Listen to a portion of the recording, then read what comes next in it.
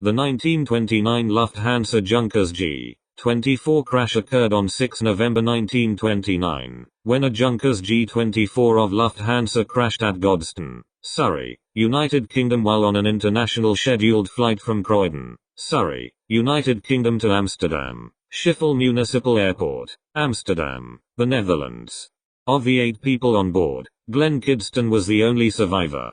The accident aircraft was Junkers G-24D 903 Abuskleyseen, CN 911.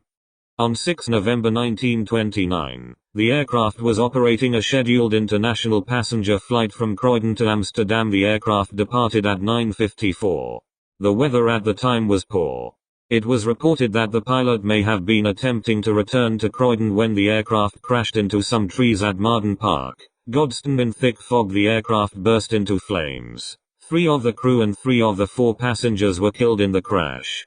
Passenger Glenn Kidston escaped from the wreckage on fire, and extinguished the flames himself by rolling in the grass, sustaining minor injuries. Second pilot Prince Eugen of Schaumburg-Lippe also escaped from the wreckage, but he was seriously injured. Kidston raised the alarm and reported the accident to Croydon Airport. He was treated at Caterham Cottage Hospital. The fire was eventually extinguished by firemen from Caterham. Personnel from RAF Kenley assisted the local police in collecting the remains of the deceased and transporting them to a mortuary in Caterham. Von Schaumburg-Lippe died the day after the accident from injuries sustained in the crash. After being treated for his injuries, Kidston returned to Croydon where he made a short flight, before returning home to Grosvenor Square, Mayfair, London. An inquest was opened at Caterham on 8 November.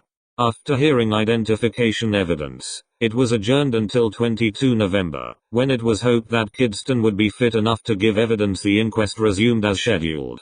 Evidence was given that the aircraft was flying at an altitude of 300 meters, 1,000 featuring before descending to an altitude of 30 meters, 100 featuring above ground level. At the time of the crash, the aircraft was flying in a northerly direction. Von Schaumburg-Lippe had been thrown clear of the aircraft in the crash. A verdict of accidental death was returned in all cases.